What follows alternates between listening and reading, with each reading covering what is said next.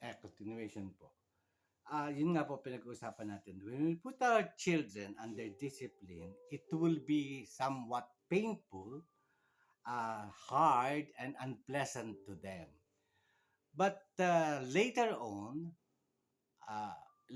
they would discover that despite of the painfulness of our discipline, despite of our the hardness of our discipline and unpleasant feeling that they would undergo, but later on, the po, they would come to realize that it is for the best of them. That's why we put them on discipline. So as with the Father in our Christian life, with the so many elements of worldliness in our life, He will start to cast it away slowly through the ministry of the Holy Spirit so that we could be in line with the perfect will of God over our lives. We put God is putting us into a discipline aspect of all areas of our life to be able to be in line with the purpose of God in our life. So it's the same as parents over our children and God over ourselves as Christian believers of God. So pareho po siya dun. Meron po tayong example na nais i-discuss. Uh, Based on our research, yung pong the travails and the travel of the Israelite to be out of slavery in the hands of the Egyptian empires, going to the promised land that was been promised by the Lord to over them to take as their own, no po, the land of milk and honey. Supposedly po, the travel time is only 11 days. They should have reached the promised land from Israel, no po, in 11 days of travels. But it was so unlucky for them that they took 40 years to reach the promised land, where in fact they supposed to arrive on the promised land from the hands of the Egyptian empire for 11 days only, no po. Nakita niyo naman po the difference between 11 days of travel supposed to be, it took them 40 years to travel instead of 11 days. Ano po? And what was wrong with with what had happened? Instead of 11 days, it took them 40 years to travel to the point of entering the promised land. Ano po? The Israelites spent 40 years on journey that should have lasted 11 days. No po. That is a tragedy. Of course, it is. It wasn't the distance of the journey that delayed their arrival, but rather it was the path that they choose to take. No po.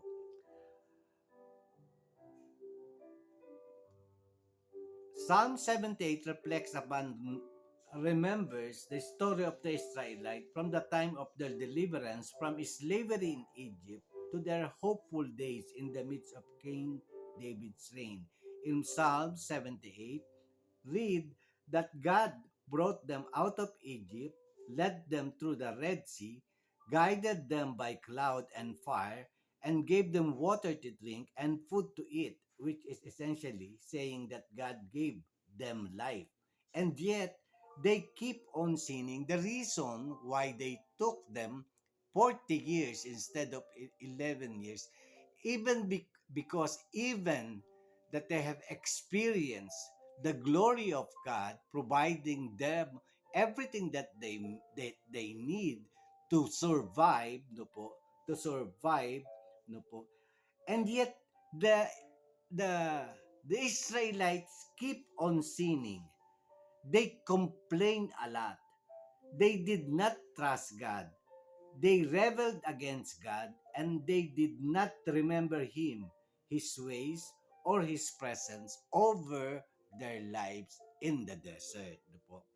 They spent 40 years on journey that should have lasted 11 days because of grumbling, selfishness, lack of trust in God, rebellion, a failure to remember and reflect upon the ways of God in their lives, and they keep on sinning.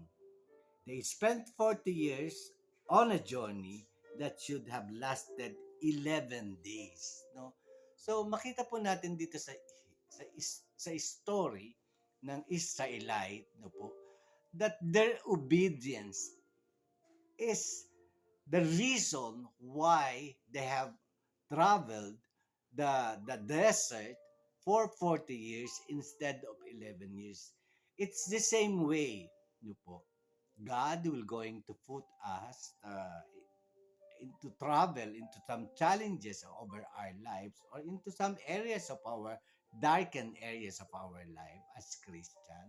No po, He will put us on a discipline, and the end of the discipline or the end of the discipline will be in connection with our response of obedience and being grateful for what the Lord is doing for us. Our obedience will respond to the bigness of God's blessing over our life. The more we prolong to to be obedient to God, the longer it will take for God to put us into a disciplined moment of our lives, and our obedience to that discipline of the Lord will determine is based on the fact on how we would be obedient to the will of the Lord. Our obedience to God declares the how much blessing we could receive from the Lord, no po. So uh, nagko-coexist po yung ating manner of obedience to God based on how big the blessing we will be receiving from God. Ibig pong sabihin, the more we abide on the Lord, the more we could get the blessing of the Lord. The more that we respond positively to the discipline of God over our lives, the more and the earlier that we could meet the the the blessing of God in our lives. Sometimes we are trying to be the Israelite with our relationship with God. We demanded, or we are we are always claiming for the blessing of the love of God in our life, but we always rebel or sin against God. We always disobey his rules over our life. Ano po? We didn't follow his instruction. We didn't follow of giving him praise and glory over our lives. And when that time comes, the Lord will going to discipline us until we respond positively on his wants and what did he want us, what the Lord wants to happen in our life. So our response to God's blessing will determine on the Lord's ability to bless us, no po, in whatever needs that we have. So discipline plays a very, like our children, when they obey our rules over their lives, when we put them to discipline, and then we later uh, acknowledge that they are responding to our discipline over a certain areas of their life, we would like to give them some benefits of abiding to our rules and their positive action towards our discipline, putting discipline over their life. We wanted to give them gifts or some sort of reward because they had followed our instruction. Much more on our God. The more that we follow Him, the more that we succumb to His rules over our life or putting us into discipline, our positive responses to the discipline, our obedience towards God's discipline in our life would be that much. So our obedience to the discipline of the Lord determines how the Lord will going to bless us and how He will going to allow us to reach our dreams and destination and the purpose of God in our life. So meaning po, minsan meron tayong sinasubmit na plan sa Panginoon, no po, and we want that to happen. But on the same time, the Lord wants to give that blessing, that plans over what you have put at the feet of our Lord. But somehow He wanted us first to learn the discipline that is in connection with what we are asking for Him. He wants us to develop first the demands of what we ask from Him, and He put us into a discipline to be able to reach the point that we could manage what we want, what we are asking over to our God. He is more inclined to develop our character so that we could manage, so that we could handle whatever we are asking from the Lord in the right way. So our responses to that prayer and to that certain areas of our life that is needed based on what we are asking to our Lord Jesus Christ. His response of giving what we ask is basing on our obedience towards His discipline towards our life. He knows better than us. He has all the power to know what inside of our heart. Sabi nga po, man planned his way, but the Lord direct his step. So, ibig po sabihin, even if we have plans, no po, the Lord is the one who is directing our step. No po. And directing our step is infusing over us discipline on the right way to accomplish what we wanted to the Lord to give over our request, over our lives. No po. So our sins, our non-gratitude towards God, katulad po ng the Israelites, they were already blessed by the Lord. The manna, the water, the food, the shelter, the guidance and the protection, the energy, no po, is still, it took them 40 years, no po, because there are a lot of sin and most of it, idolatry po yung sin ng Israelite most of the time in their journey towards towards the promised land, yung pong idolatry, disobedience, and a lot more, no po. They have forgotten to acknowledge and give glory to God of the past blessing of God in their lives, no po. They keep on murmuring, they keep on asking, they keep on rebelling towards God, no po. That's why the 11 days journey took them 40 years to finish. So with our point of matter of discussion today, discipline, most of the time po, the Lord is after our inner man. The Lord is after developing the inner part of ourselves rather than giving us what we want, because for sure the Lord will going to bless us with our daily needs in our life. Given na po yung blessing na yan. Nandyan na po yan. No po. But God is much more concerned developing our inner self. So that's why we could sense that the Lord is developing our character by putting us into discipline mode, to be able for us to develop more of our inner being rather than the material things that we have want over our lives, because the material things is given already. The Lord is supplying that definitely, so we should give glory and honor to God because of that. But the Lord is more on our intention, is much more on the purpose of our heart. He knows our heart, He knows our intention. He is more of this word: seek ye first the kingdom of God and His righteousness, and all the things will be added unto us. That it is. Seek ye first. Stay with the Lord, with the glory of the Lord, with the discipline of the Lord. Ano po? He is more concerned over that matter because everything that we need is already being given to us on a daily basis. No po? So, sabi po ng binasa natin, another main verse natin, but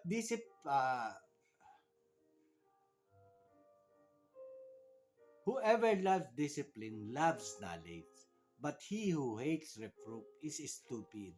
So, when the Lord is putting us on a certain areas of our life and being disciplined po, it gives us knowledge.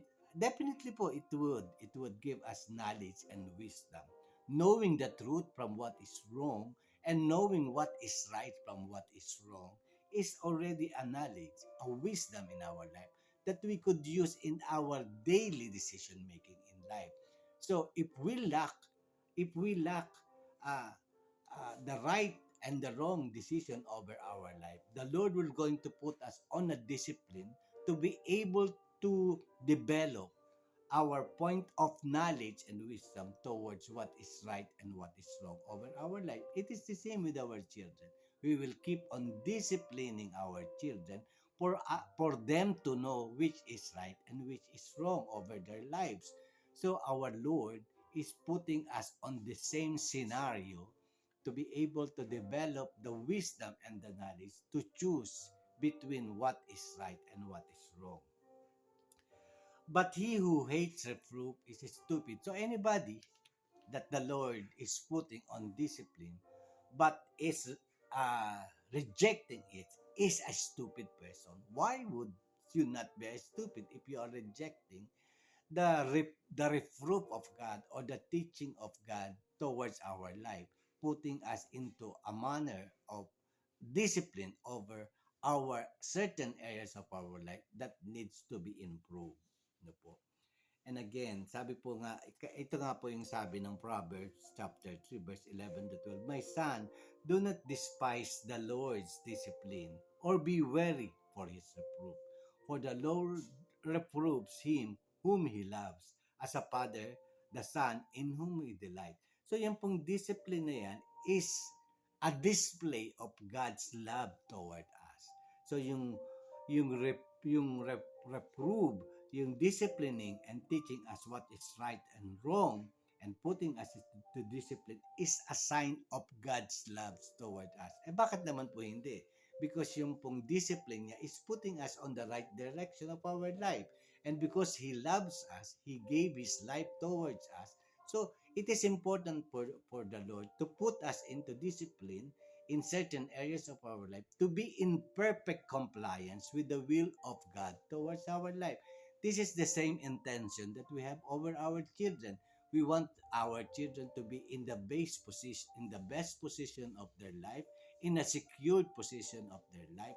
That's why we are putting them on a discipline mode because of our loves toward our children. Much more of God toward us because He loves us and He gave His life towards our life. So yung pong discipline is a sign of love of God. Ito po, is a sign of love of God towards us. So we should love it. We should welcome it because it will create in us a more responsive on Christians' way of living. And just remember that the Holy Spirit has the ministry of to us to regenerate us, to create a newness, a new life towards our life. So we should welcome. Why is discipline necessary? Ito po. The necessity of discipline is to deter distraction over our lives. So yan po yung first purpose ng discipline. Our discipline to our children and the discipline of God over our life is to deter any signs of distraction that will lead us to some troubles in our life and that will eliminate us the possibility of making wrong decision over our Christian life. So yung pong discipline is a necessity to deter distraction over our life. And it is explained as it was, literally. even with our children. As parent, somehow we could sense already, or we could see the future. We could sense being parents. We have the the the the we could foresee the actions of our children, if their action will bring them some distraction over our life. So our point of discipline is we take the possibility of our children to make wrong decision over their lives, because it will be a distraction over their life. The writer of Hebrew ends chapter 10 with a strong warning coupled with strong encouragement. Those who shrink back from faith and God's will are destroyed, but those who persevere receive all that he had promised. Chapter 11 is full of example from the men and women in scriptures. And then chapter 12 continues with the encouragement to live in a courageous, faithful life. The context of verse 4 in this idea that haphazard living leads to destruction. The message is clear. Discipline leaves reap rewards. Christian discipline is about watching our children to see the direction in which we are going. So the Lord is seeing in advance the direction of which we are going. So as we natural parents of our children, we are seeing, no po, in advance the direction of our child of our children is going on, and we could see if it's distraction, or if it is in the best of their uh, in the best of their intention over their life. Remember the illustration of giving your child the key and letting him drive on his own. Action need to be taken when you see your child take the wrong route, and he's headed straight for a cliff. You yank the wheel or slam on the brake, or even put a barrier so your child won't plunge 1,000 feet. He gets mad at the moment, but 10 years down the road, he'll thank you. So yun po. Yun po yung most of the time po our children will not like the discipline that we are putting in. But that is only temporary. Later on in their lives, I hope so, they will be thankful, because they will know that the reason why we put them on a certain discipline on their life.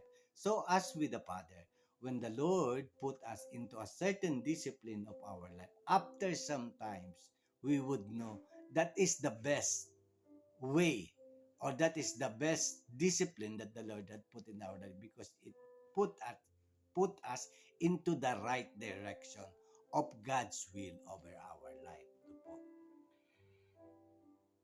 Many parents are afraid of making their children mad. The first time one of our children stuck out his lip and said, "I don't love you anymore." Most of the time po maririnig natin when we put our children to discipline, "I don't love you anymore." So our first thought, what boy, I don't want to be that hard on him again. That's a lot of power to give a 5-year old son, isn't it? A better response to this grit your teeth and bear the anger of your child, because it is better to make him prone than to let him rush towards destruction. The prone was last forever, destruction, however, just might. So when we discipline, let us not be afraid of putting our children into discipline. Maybe for a moment they will be angry over to us because of that discipline, but later on they will going to realize the truth of the matter, why we put them on a certain point of disciplinary actions. They would love you more. If you put discipline now, they will hate you, but later on they would love you. So the angry over the disciplinary action we put in their lives is only temporary, but we will be being thankful later over their lives when they realize that we are right and they are wrong.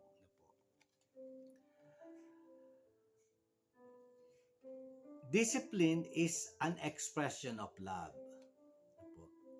Do you see how, from this perspective, discipline, even painful discipline, is actually an expression of love? Christian discipline always seeks the child's best interest. Of course, a mature parent can withstand the anger of their child and say, "That's okay, you don't need to love me right now. You'll love me for in a few years." It hurts temporarily, but to compromise your child's welfare from the fear of losing his love for the moment will hurt a lot worse later if we don't. No po. So, yun po ang sinasabi. So, yung pong the, the discipline is necessary, no po, this is necessary to deter destruction, and and it is an expression of love, no po. And meaning we love our children, so the Lord love us, no po. And we deter destruction over the life of our children, so we put disciplinary action. So as with our God, He put some certain disciplinary action over us because to deter destruction, no po. And of course, discipline means action and words. Ito po, minsan po, dito talaga yan. Kailangan, we cannot express or implant or impose discipline without putting disciplinary action. And sometimes our disciplinary action can be by action and sometimes by words. Ito po. In the Proverbs chapter 3 verse 11 passage that is quoted in Hebrew, two different Hebrew words are used. Yasar, discipline, which involve God's action, and Yaka, rebuke, which refers to God's word. Hebrew 12 verse 5 tell us not to make light of God's action and not to lose heart of His words of rebuke. Yasa refers to disciplinary action. Yaka refers to corrective words. As parent, that is exactly how we are to discipline. In Christian discipline, we bring both words and action, warning and consequences into our children's situation in order to keep them right on track. No po. So sometimes po, di ba, minsan din po yung action, minsan po yung words most of the time and action sometimes. Minsan po kailangan nating ipaluin ng bata sa puwet do po to be able to emphasize the urgency of the disciplinary action that we wanted to impose. And it's necessary sometimes. Words sometimes are not enough. But whether what our actions and our words should be an expression of love, not of anger. Expression of love. No po. That makes the difference between our putting disciplinary action on our children because of love, no po, because of love and not out of anger. No po. Yun nga po, the motive in discipline should be expression of our love. One of the most powerful ways to love your child is to be consistent in your discipline. And that's really hard. We're inclined to do whatever we can to maintain friendship with our kids when Christian discipline is actually much more important. We tend to discipline for a few weeks and then find it more convenient to make compromises. No po, minsan po ganyan po tayo. We discipline our children tapos dahil sa awa natin, tayo na yung unang sumusuko, parang sumusuko at nilalapitan na natin.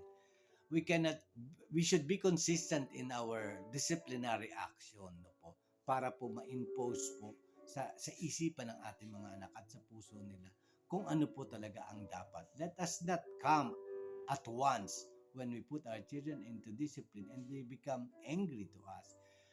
Let it remain for a moment of time dahil hindi naman po siya magtatagal. And our anger, our discipline naman po is not because we are angry, but because we love our children. Same as with our God the Father. He will try to put us into a disciplinary action that is sometimes we don't feel comfortable with it, and the Lord will going to maintain and enforce that discipline as long as we don't respond positively and learn the aspect of the discipline or the disciplinary action that he imposing upon our Christian life. No po.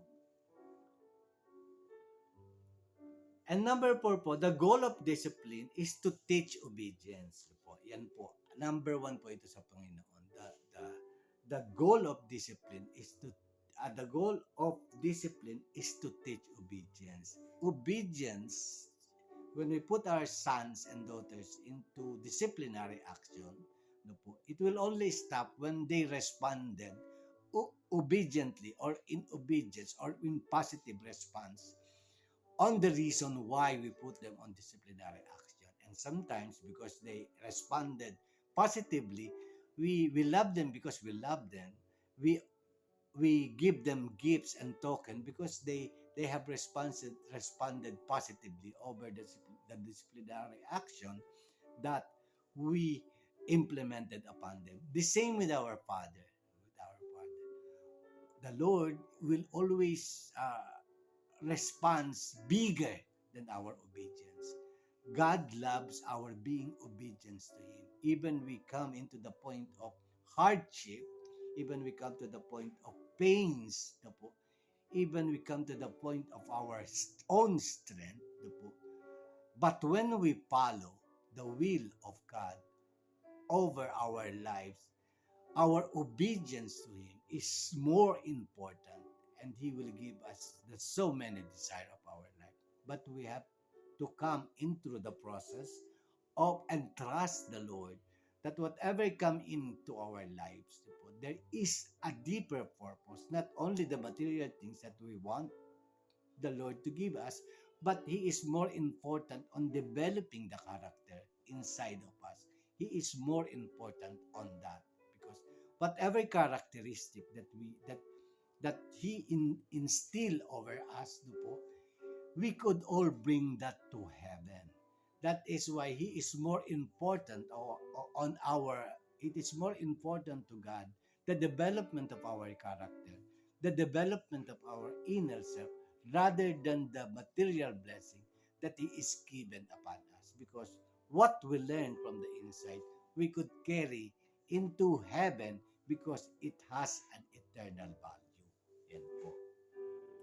So, the point of God disciplining us or putting a disciplinary action over our life is so important to for us the po. And remember, our responses, our obedience to God disciplinary action over our life depend on us. No po. How early or how we respond at once to the disciplinary action and to the discipline that the Lord is putting over our lives into some areas of our life. If we abide in Him, if we become obedient at once, we could receive the blessing of God. The more we abide, the more blessing we should receive. But until we harden ourselves, we are the one who is uh, putting a hindrance over God's blessing over our life. Just like with the Israelites, 11 days of supposed to be the journey from from from Egypt hands to the promised land. But it took them 40 years of hardship because of their own doing, but in accordance, but if they follow God's will and they stop sinning and complaining and giving glory and honor to God because they were being provided by everything that they would have reached the promised land on the expected 11 days of journey. So it because of the sinful nature of the Israelite, uh, that is why the Lord let them journey for 40 years until they learn the value of God's discipline over their lives. With that, mga kapatid, I hope that you are inspired to follow the discipline and the will of God in our lives. And the answer to our everyday problem will depend on how we responded to God's discipline over our lives. Don't forget po the God that the challenge and the trials and the problem of our life is being used by God for our own benefit. He is not just only a God that wants to bless us materially, but more importantly, he is more concerned over our inner self. Po. He wants to give us all, but we should be in positive responding to the discipline that the God put over our lives po. And with that, maraming salamat po. God bless you po and have a blessed Tuesday morning ahead of us. Thank you.